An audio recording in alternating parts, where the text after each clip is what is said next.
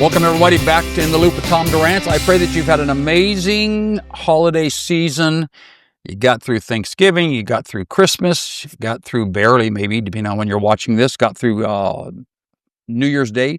Hey, we're just so glad. 2026, a year to reboot, realign, refocus, and we're just bringing you some great content. Again, my goal is to help leaders lead better, to help department leaders, staff members chase the vision of your pastor, to make you a better person, to advance the kingdom. Let's speed up the game, folks, by being better people, better leaders, and acutely aware of what needs to be done. Again, In the Loop with Tom Durant, I'm so glad you're here. We're over our 5-year mark. I want to say thank you for your support.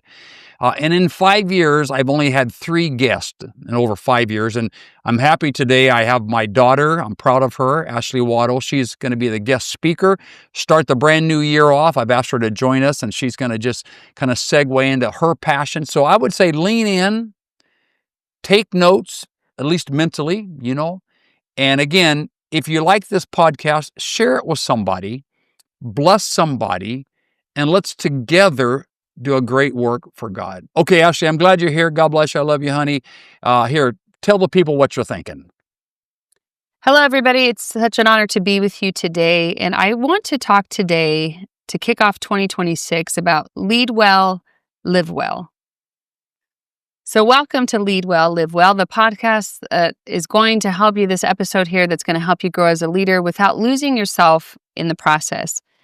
And so many times as leaders, I think we go 100 miles an hour, and we're exhausted and we're busy and we're trying to do all this stuff, and we're not really leading well because we're so overwhelmed and we're so busy.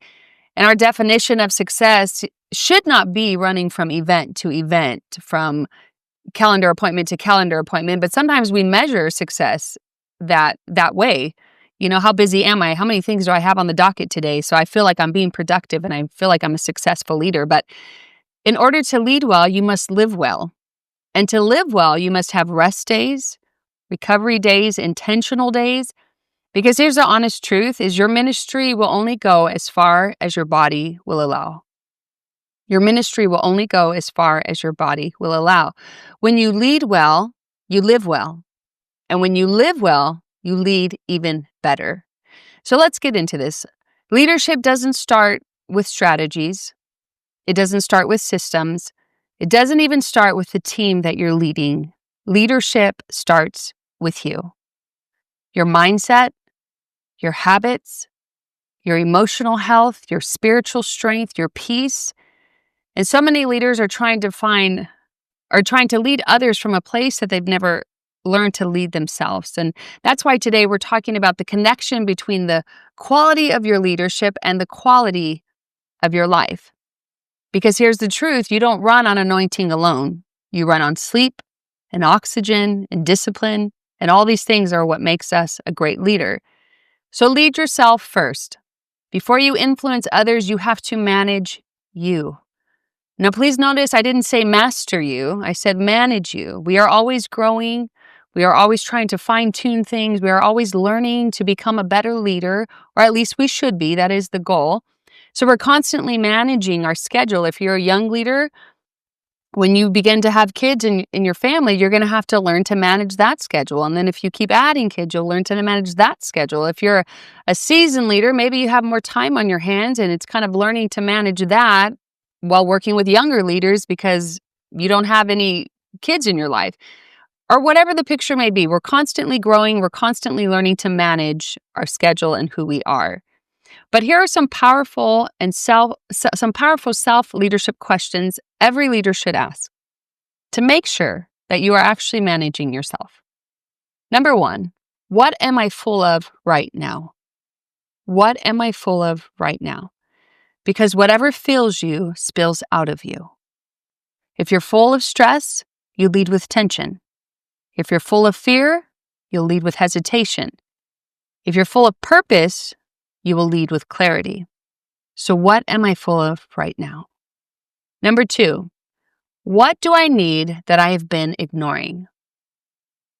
What do I need that I've been ignoring?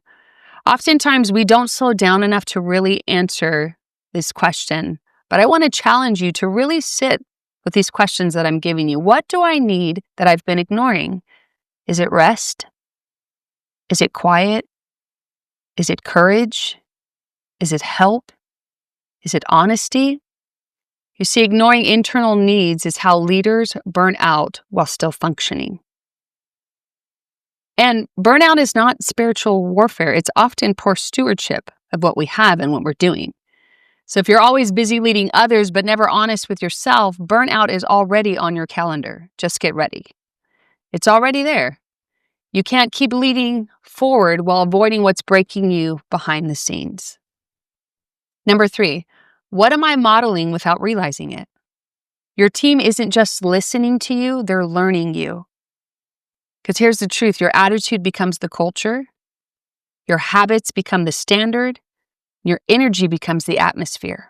Lead yourself well, and you'll naturally lift everyone around you. So leading well means living well.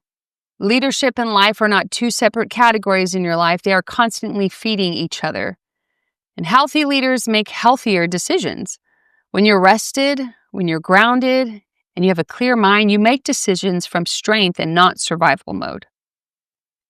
Healthy leaders build healthy teams. People follow leaders who are steady, not leaders who are constantly burning at both ends and overwhelmed and stressed. Healthy leaders have healthier relationships, family, marriage, friendships, faith. It all rises when we're operating from peace instead of pressure. And here's the truth you may need to hear today. Your leadership is only as healthy as your personal life. It's very hard to hear that, but it's really the truth. Your leadership is only as healthy as your personal life. You can't lead well publicly while falling apart privately. When you live well mentally and spiritually and physically, your leadership flows easier, it's clearer, it's stronger. Now, please hear me when I'm not saying that you shouldn't be a leader if you're struggling in your marriage, or you shouldn't be a leader if you have a kid that's making wrong decisions right now. I'm not saying your life has to be perfect to lead. I'm just saying you have to have healthy habits established to lead well. Because when the tough times hit, your discipline of healthy habits is what will carry you through. I want to give you some simple rhythms for living well. These rhythms will strengthen both your leadership and your life, and they are simple, but they are powerful. Here's the first one. Slow down to speed up. Schedule recovery the same way you schedule responsibility. Schedule recovery the same way you schedule responsibility. You can't pour if you never refill. Sustainable leadership is paced, not pressured. Slow down to speed up. Number 2, guard your mornings. How your day starts shapes how your leadership shows up. Whether it's prayer or reflection or planning or silence, own your morning or your morning will own you. Leaders who win the morning don't rush the mission. When you own your morning, you have time to sit and set the tone for your day. Number 3, build life outside of leadership with hobbies, laughter, walking, family time, conversations not centered around work.